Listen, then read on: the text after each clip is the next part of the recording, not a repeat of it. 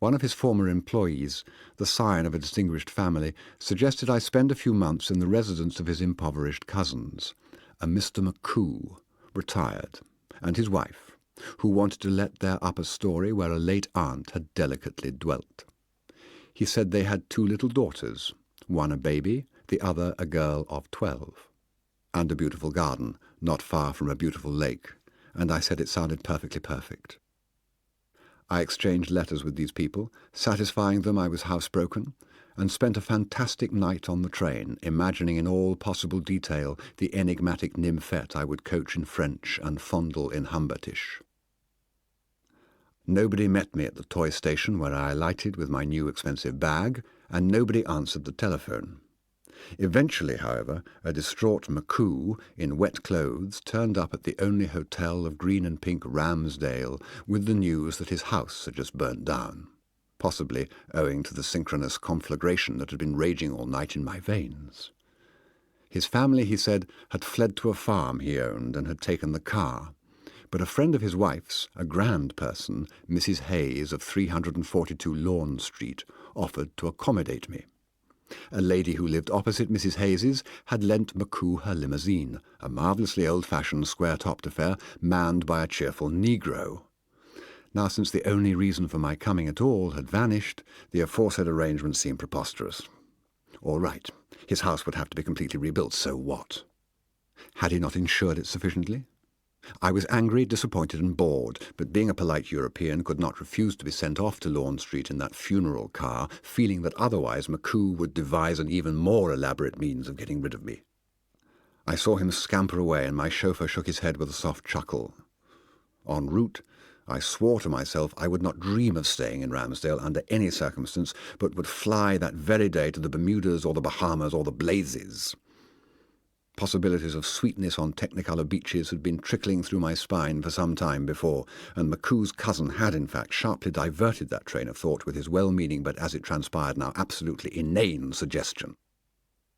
Speaking of sharp turns, we almost ran over a meddlesome suburban dog, one of those who lie in wait for cars, as we swerved into Lawn Street. A little further, the Hayes house, a white-frame horror, appeared looking dingy and old, more grey than white, the kind of place you know will have a rubber tube affixable to the tub faucet in lieu of a shower. I tipped the chauffeur and hoped he would immediately drive away so that I might double back unnoticed to my hotel and bag, but the man merely crossed to the other side of the street, where an old lady was calling to him from her porch. What could I do? I pressed the bell button. A coloured maid let me in and left me standing on the mat while she rushed back to the kitchen where something was burning that ought not to burn.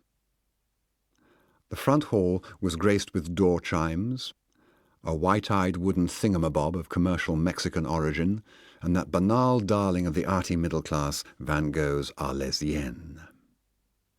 A door ajar to the right afforded a glimpse of a living room, with some more Mexican trash in a corner cabinet and a striped sofa along the wall.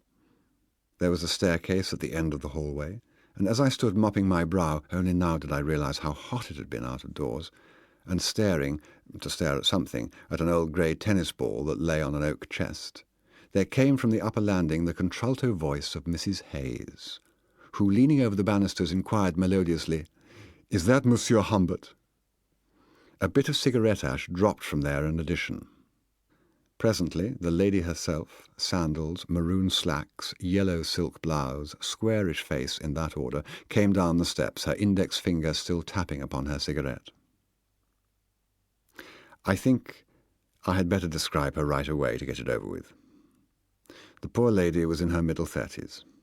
She had a shiny forehead, plucked eyebrows, and quite simple but not unattractive features of a type that may be defined as a weak solution of Marlene Dietrich. Patting her bronze-brown bun, she led me into the parlour, and we talked for a minute about the McCoo fire and the privilege of living in Ramsdale. Her very wide-set sea-green eyes had a funny way of travelling all over you, carefully avoiding your own eyes.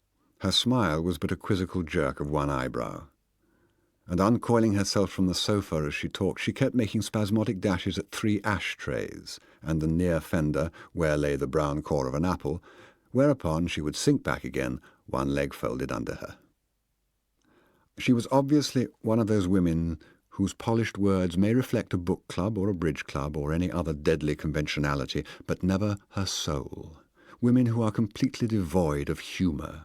Women utterly indifferent at heart to the dozen or so possible subjects of a parlour conversation, but very particular about the rules of such conversations, through the sunny cellophane of which not very appetising frustrations can be readily distinguished. I was perfectly aware that if by any wild chance I became her lodger, she would methodically proceed to do in regard to me what taking a lodger probably meant to her all along, and I would again be enmeshed in one of those tedious affairs I knew so well. But there was no question of my settling there. I could not be happy in that type of household with bedraggled magazines on every chair, and a kind of horrible hybridization between the comedy of so-called functional modern furniture and the tragedy of decrepit rockers and rickety lamp tables with dead lamps.